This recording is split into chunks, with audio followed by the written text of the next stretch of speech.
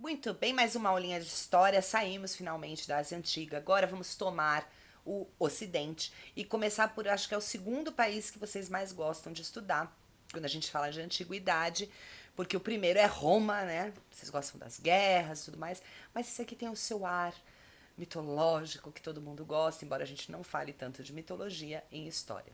Já tô dando spoiler demais, vem comigo que eu te mostro sobre o que a gente vai falar hoje.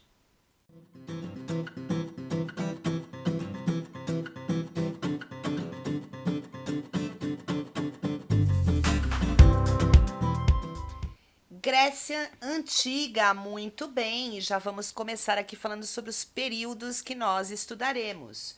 Períodos históricos, o pré-homérico, onde nós vamos estudar os povos aqueus, cretenses, jônios, eólios e dórios, tá? Vai do século 20 até o século 12 a.C. O homérico, vamos falar das polis, das cidades-estados, século 12 ao século 8 a.C.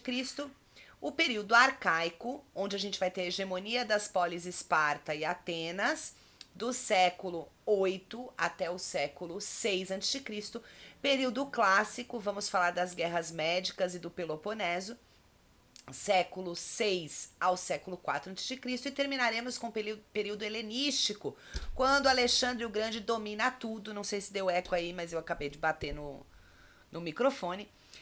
Império da Macedônia, séculos 4 a séculos 2 antes de Cristo. Importante vocês entenderem. A gente vai falar nessa primeira aula aqui do pré-homérico até o arcaico, tá? E depois uma outra aula, porque Esparta e Atenas dá pano pra manga pra gente falar. Importante vocês entenderem essa divisão para entender principalmente que a gente não tinha gregos. A gente tinha vários povos. A gente também não tinha Grécia. A gente tinha cidades-estados. E a gente vai entender um pouquinho disso no decorrer da matéria. Bom, no período pré-homérico, a gente tem aí os principais fundadores das cidades-estados da Hélade antiga. Gente, Grécia, Hélade, tá? Povos helenos. Por que eles se chamavam povos helenos? Porque eles acreditavam que eles descendiam do filho de Decalião, se chamava Heleno, que foi aquele que escapou, Decalião foi aquele que escapou do dilúvio provocado por Zeus, pai de todos os deuses, ok? Entre esses povos nós vamos ter os cretenses, 3000 a.C., mar Mediterrâneo, um povo que também é conhecido como os minoicos, tá? Da ilha de Creta. Mais algumas coisas importantes que eu tenho para falar para vocês. Primeiro, o nome é República da Hélade, tá, gente? República Helênica. Grécia é um nome que nós conhecemos, porque existia um povoado heleno, que foi uma tribo de helenos que foi nominada por povos romanos, isso já muito tempo depois do que a gente está estudando aqui, né? Não muito, mas um tempo depois, de Graikoi, ou Graecos, tá? E aí, como era um povo conhecido, eles passaram a chamar todos os povos, os atenienses, os espartanos, os povos que deram origem, de graecos, tá? Então, por isso a gente chama de gregos. Mas se você for olhar o nome, o jeito que é escrito em grego, você vai ler lá Hélade, tá? Eu dei uma pausa aqui porque tem uma moto frenética tentando fazer uma entrega. Eu acho que a pessoa estava com fome quando pediu, mas depois a fome passou, né? Porque a moto está se esguelando aqui na frente, vocês devem ter ouvido. Vamos tentar continuar. Só para pontuar, depois de Aristóteles é que a gente vai ter essa nomenclatura de graecos, de gregos, tá? Outra coisa importante pontuar, esses povos que eu tô citando aqui do começo, né, os principais fundadores, eles são povos que tinham cultura, língua, enfim, as características muito parecidas, apesar de uma independência que era forçada também pelas regiões montanhosas. Mas mesmo com essa independência, eles tinham características culturais, de língua, de formação muito parecidas, tá? São povos conhecidos pelo desenvolvimento de cidades, de portos, de comércio marítimo, principalmente com os fenícios e os egípcios, tá? Obras de arte, construção de grandiosos palácios. Entre esses grandiosos palácios, a gente vai ter nossos, né? que é um palácio que mais pra frente vocês vão ver eu citar novamente, é importante. Outra coisa que eles também fizeram foi uma espécie de uma escrita um pouquinho diferente da que a gente estudou, que tinha simbologia, mas era uma escrita que vai ser aprimorada depois e vai virar uma escrita para contabilidade, para estoque, justamente voltada para o comércio, tá? Ainda no período pré-homérico, a gente vai ter aí os aqueus, que vão se colocar na região do Peloponeso. Ups, a gagueira. E não vai me colocar Lady Gaga aqui não, em edição. A região do Peloponeso é mais ou menos ali, mais ou menos não, é ali na Península Balcânica, tá? Se localiza ali. Bom, eles vão fundar algumas cidades, entre elas Micenas, Tirinto e Argos, sendo Micenas a mais importante porque era onde se centralizava a expansão da civilização aqueia, também conhecida como civilização micênica, tá? E vão realizar trocas comerciais com outros países, com outros povos, tá? Principalmente peças de cerâmica. Com a troca comercial, a cultura dos cretenses vai adquirindo conhecimentos diferentes, vai se modificando, tá? Então, eles adquirem conhecimentos como, por exemplo, fundir metais, que eles não tinham, adaptam o sistema de escrita que eu falei agora há pouco para controle e registro de estoque voltado para o comércio, tá? Bom, aí por volta de 1450, a gente vai ter uma série de catástrofes climáticas que vão atingir Creta e isso vai fazer com que ela fique frágil e possibilite a invasão micênica e esse palácio que eu falei que eu ia falar novamente, Palácio de Knossos, vai ser tomado. Essas sociedades davam muito valor para o palácio, porque eram sociedades palacianas, que nós chamamos, assim como a gente já estudou nas sociedades da Mesopotâmia, por exemplo, tá?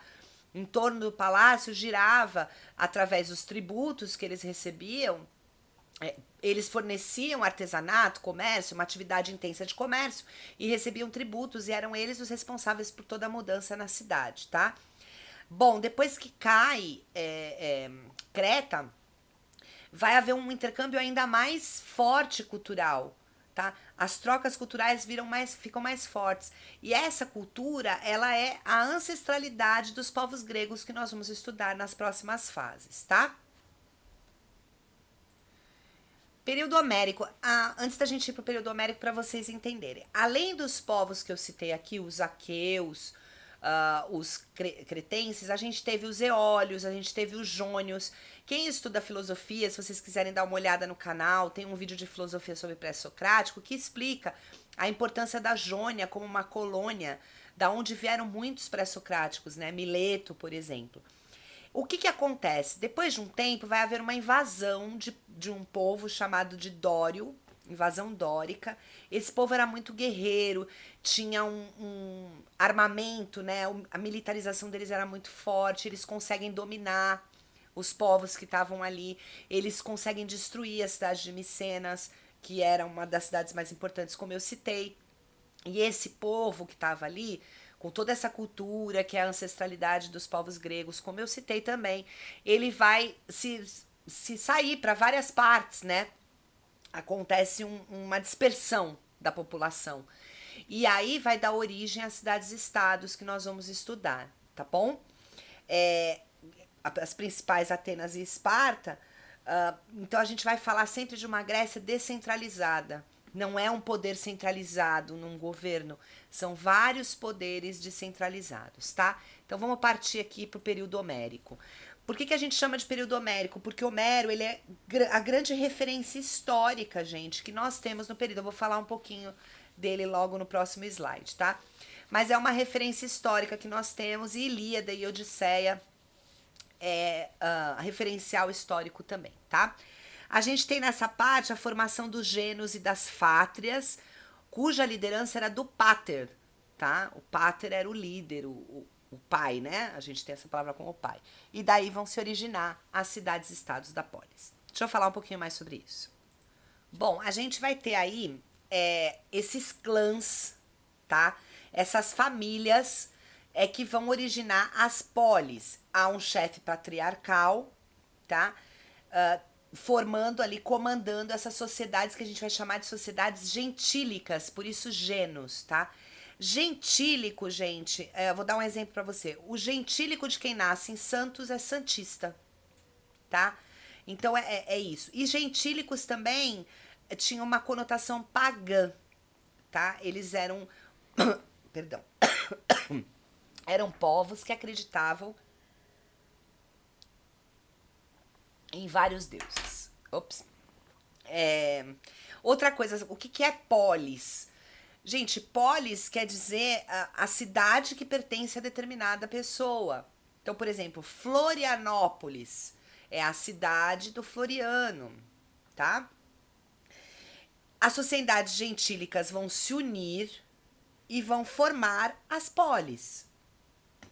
Centros, cidades, poderes, né, descentralizados, mas este poder aqui está na mão de fulano, tá bom?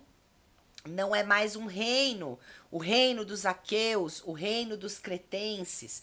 Agora nós temos a polis de Esparta, a polis de Atenas, a polis de Tebas, entre outras, ok? Vamos ver o período arcaico. Acho que eu vou falar um pouquinho mais de Ilíada e Odisseia. Primeira coisa pra gente pensar em relação a Homero é, nossa, o cara era um gênio. Escreveu um monte de coisa que a gente já vai ver daqui a pouco. Caramba. Não, não era. Porque, na verdade, a gente atribui a Homero essas obras, mas eram vários aedos. Aedos eram poetas que ficavam com seu violãozinho fazendo versos em praça pública. Mas como é que as pessoas gravavam esses versos, né? A gente tem, por exemplo, a Odisseia com 15 mil versos, a Ilíada com 15 mil versos, a Odisseia com 12 mil versos. Da mesma forma que você gravou Atirei o Pau no Gato. Não teve alguém que deu uma letra, cante aqui seguindo a letra Atirei o Pau no Gato. A sua professora cantava, a sua avó cantava, a sua mãe cantava, seu tio cantava, e você gravou Atirei o Pau no Gato, é natural. Tá? Então as pessoas daquela época, elas não tinham muita informação para encher a cabeça. Então elas escutavam os aedos em praça pública contando uma história e gravavam aquilo. E isso foi passando de geração a geração até chegar em alguém que compilou num livro. E deu o nome de quem? Do aedo mais famoso da época, que era Homero. Existiu outro, Hesíodo. Hesíodo fala mais ainda da mitologia. Ele conta, ele tem o livro da Teogonia, né? Gonia significa origem, Theo, Deus, a origem dos deuses. Ele faz todo o link de tudo que existe no mundo linkado à origem de um deus, tá? Então, Homero, ele é a personificação de toda aquela obra histórica que conta um tempo com muita mitologia, né, colocado naquilo. Homero, inclusive, era cego, tá? Como muitos aedos. Então, vamos ver um pouquinho sobre essas duas obras para quem não viu ainda. A primeira, gente, é Ilíada. Ilíada vem de Ilion, que é o mesmo que Troia, tá? Então tem 15 mil versos, como eu falei para vocês. Retrata a guerra de Troia, o sequestro de Helena. Vou falar um pouquinho sobre o sequestro de Helena. Helena, mulher de Menelau, príncipe da Grécia, né? De Esparta, perdão. Foi sequestrada por Paris, rei dos troianos. Gente, Helena pode ser o nome da mulher de Menelau, mas Helena pode ser simplesmente a mulher de Menelau. Porque Helena era qualquer grega. Entendem? A grega de Menelau, a mulher de Menelau, significa Helena, tá? Aí aqui tem gregos, aqueus, por quê? Porque na época que é narrado isso por Homero, ou por quem quer que seja, mas está na conta de Homero, os gregos, não existia o termo grego. Então, na verdade, é uma disputa entre aqueus e troianos, tá? E o presente de grego aqui que a gente fala muito, que é o cavalo de Troia. Essa guerra foi vencida com o presente que a Grécia deu, os gregos deram, ou aqueus, mas vamos aqui seguir o que está falado, que os gregos deram para Troia, que foi um cavalo, e dentro dele estavam lá os guerreiros gregos que conseguiram adentrar o portão de Troia e vencer a guerra, mesmo entre mortos e feridos, né? Perdeu-se aí Aquiles, e enfim.